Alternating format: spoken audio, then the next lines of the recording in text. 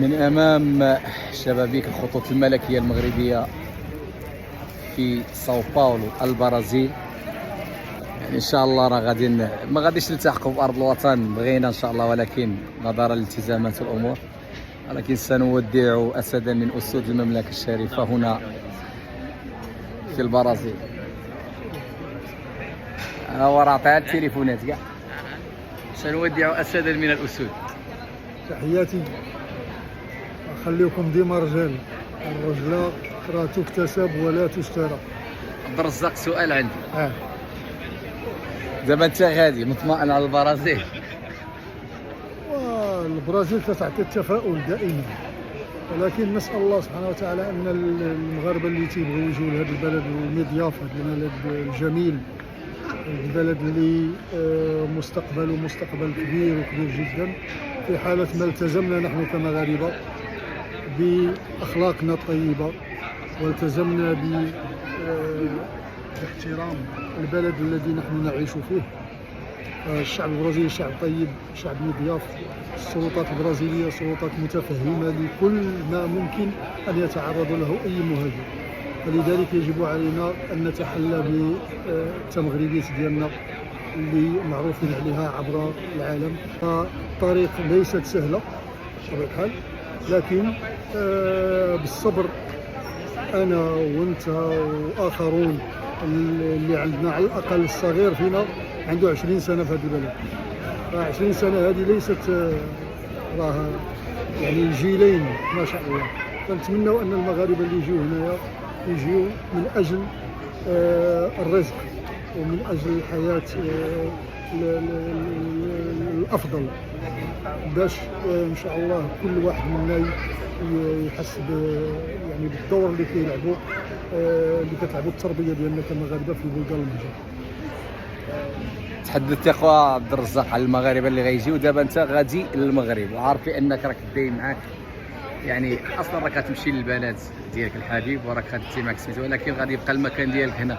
دابا انت كتشوف واش غادي يبقى المكان فارغ هنايا ولا كاين اللي غيخوف بالبيت؟ لا الحمد لله كاينين اخوان كثار، وكاينين خصوصا اخوات مغربيات ما شاء الله يبلون البلاء الحسن في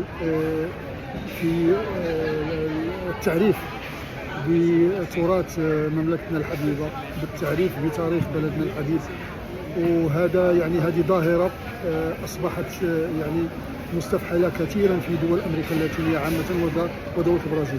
كذلك لا ننسى الدور اللي كيقوم به السي مامون. لا انا بغيت نقاطعك. المساعده مامون من الاخوه القدماء. طيب عندي سؤال، خلينا ما تهضرش عليا انا السالي. انا دابا عندي سؤال، انا عارف راك انا عزيز عليه، راه غادي يهضر عليا مزيان، ولكن انا بغيت سؤال ثاني.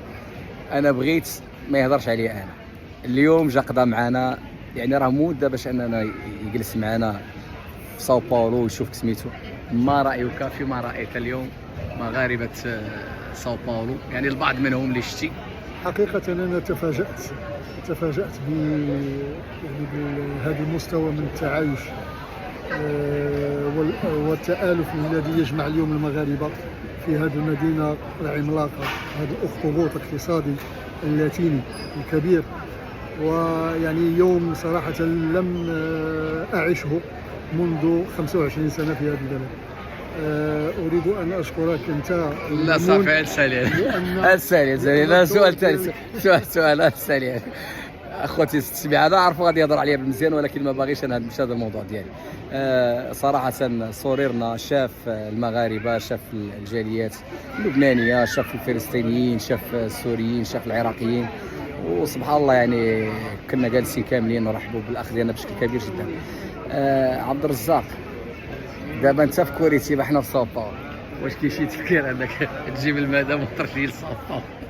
لا تخلي لي انا يتيم هنا. لا صراحة أنا إن شاء الله العودة ديالي إن شاء الله إلى البرازيل بعدما إن شاء الله يعني الزيارة ديالي اليوم للمغرب هي زيارة الوالدة. ندعو لها بالشفاء الإخوة. الوالدة يعني الله يشفيها. وبالتالي كان ضروري حتى لا أظل يعني متلخبط في الحياة ديالي اليومية. فاضطريت انني لازم انني نسافر باش ندوز هذا المهمه. الله يشافيها ويعافيها يا رب. وبطبيعه الحال نحن امام. يلا روح غادي تبقى تبكي لي دابا، غادي تبقى يبكي. نحن امام شنو عبد الرزاق؟ شوف شويه له من منظر الحنين والشوق الوطني. شنو هو الشعور ديالك دابا وانت واقف معايا هنايا؟ غتمشي وتخليني انت غتمشي للبلاد الحبيبه اللي كنحبوها، المملكه المغربيه الشريفه، وغتخلينا حنا دابا هنا بحال اللي تما. دابا شنو ما شفيناكش حنا، عارفين بلي الوالده مسامحين ليها. الله يسهل عليك والله يوصلك على خير. وان شاء الله. ولكن شنو هو الشعور ديالك انت على ما شاء الله؟ يعني ساعات ستكون في حضن الوطن ان شاء الله، شنو هو الشعور ديالك؟ والشعور دائما الشعور بالعودة إلى الوطن هو شعور له ميزات كبيرة وكبيرة جدا، لأن هذه الوطن هو الأم. الوطن هو تاريخ، هو حضارة، هو كل شيء. الوطن هو كل شيء.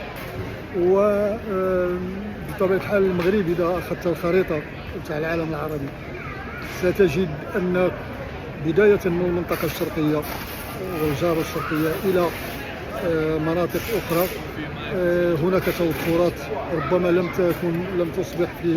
لم تعد تلك التوترات.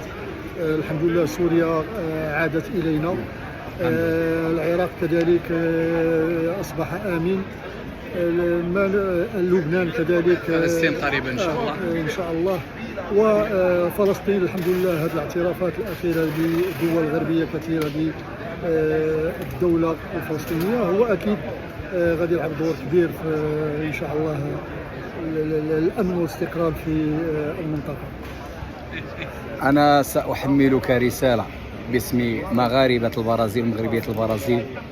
ان شاء الله راك غادي للبلاد ديالنا السعيده، وكتعرف الحب اللي عند المغاربه هنا لهذه البلاد هذه. وراك شفت راه جيناك اليوم انا باش تلاقيت معاك والله الا شنو قلت لك عبد الرزاق؟ قلت لك راه خصني اللقاء معك يكون باش خلي اللقاء ديالي اليوم بالفانيلا ديال الفريق الوطني، قميص الوطني. حنا الاسود كنرحبوا بهم بالقميص ديال الاسود. فنحملك ان شاء الله هذه الرساله، بلغنا السلام لديك الارض الطاهره، بلغنا السلام المغاربه، وان شاء الله كون انت هو الصوت ديالنا. هذه راه غادي نبلغ باسم المغاربه، كون الصوت ديالنا ان شاء الله تما تهضر البلاد ديالنا، وانت راه عندك معارف وعندك مسؤولين كتعرفهم على ان شاء الله ما يحتاجه مغاربه البرازيل. يعني كون الصوت ديالنا وصافي. هادشي اللي غادي نقول لك، ما غنوصيكش. هو مغاربه العالم الحمد لله دائما ما يبلون البلاء الحسن في اسماع صوتهم الى باقي الجاليه في الوطن الحبيب. لذلك ما كنعتقدش بانه هناك فوارق بين مغاربه الداخل ومغاربه الخارج. مغاربه الخارج ربما لهم الصفه لتمثيليه الوطن ديالهم، تمثيليه الاخلاق ديالهم كمغاربه، تمثيليه مغربيه بهذه الصيغه هذه. ونرجو ان شاء الله اننا نوفق في ابلاغ الرسائل التي حملنا اياها الوطن ديالنا قبل ابائنا وامهاتنا. فهذه امانه ان شاء الله نتمنى اننا نتوفقوا في يعني في زرعها لشعوب بلاد الايواء التي يعيش فيها في المغاربه في كل القارات الخمس. باسمكم جميعا نشكر اخانا ونتمنى له ان شاء الله رحله موفقه وطريق السلامه. نستودعه الله الذي لا تضيع ودائعه. عبد الرزاق المغرب ينادي. السلام عليكم اخوان. نتواجد حاليا امام الخطوط الملكيه المغربيه.